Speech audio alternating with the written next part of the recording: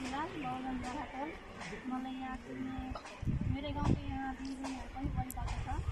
र म यहाँ आउनुको खास गरी कारण के भन्दाखेरि हामी सबैको आवाज नेपाल। म चाहिँ यो सङ्गठनद्वारा यहाँ आएको हो र उहाँ दिपेश सरजीले आग्रह गर्नुभएको थियो कि हाम्रो स्कुलमा मतलब यसको आवश्यकता छ, यो मतलब यसको उद्देश्यको बारे जानकारी गराउनु होला र हाम्रो समाजमा जति पनि व्यक्तिहरू छ, अब मतलब पिछडिएको विभिन्न खालको जातीय विभेद, कुनै यदि समस्यामा परेको छ, यदि कुनै आर्थिक सहयोगको लागि जस्तोसुकै सामाजिक तथा आर्थिक दुवै तरिकाले हामीले त्यस्ता व्यक्तिहरूलाई सहयोग गर्ने गरेका छौँ र यो कुनै सरकारी या कुनै राजनीतिकद्वारा हामीले गर्ने होइन, किनकि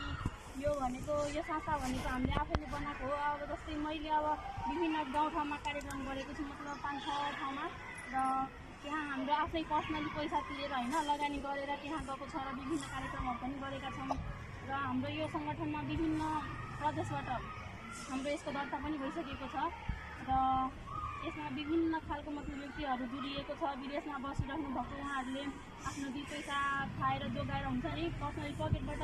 जोगाएर हाम्रो समाजमा यदि कसैलाई आर्थिक सहयोग कुनै प्रकारको,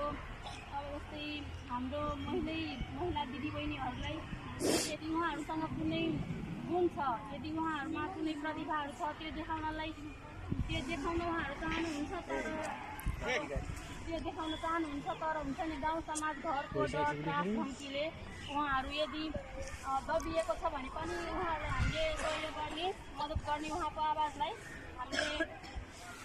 यो गाउँ समाजमा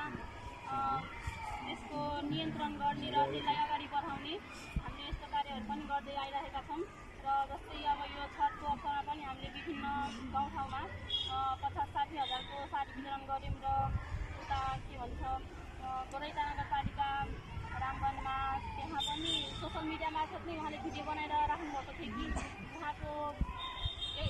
एउटा मात्रै छोरा थियो होइन, र उहाँको 2टा बच्चा थियो, सानो बच्चा पनि समथिङ 5-6 वर्षकै थियो र उहाँहरूलाई पनि आर्थिक सहयोग 2चोटि गरिसके, एकचोटि आर्थिक सहयोग र अर्कोचोटि खाद्यान्न। र हजुरहरू म यहाँ उपस्थित हुनुको मेन कारण भनेको हजुरहरू यदि विद्यार्थी हुनुहुन्छ, हजुरहरूको आवाज र हजुरहरूसँग शिक्षा छ र हजुरहरूको जुन अधिकार छ त्यसलाई बोल्ने अधिकार पाउनु भएको छैन कि यो काम मैले गर्नुपर्ने हो र यदि कसैको डर त्रास धम्कीले हजुरहरू दबिराख्नु भएको छ भने हामीलाई सम्पर्क गर्न सक्नुहुन्छ र हामी सबैको आवाज नेपाल भनेर जहाँ सर्च गर्दा आउँथ्यो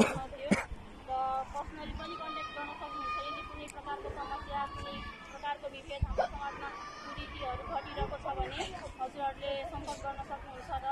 यसमा विभिन्न व्यक्तिहरू हाम्रो विभिन्न गाउँठाउँमा सङ्गठन विस्तार पनि अहिले प्रक्रिया गरिरहेको छ र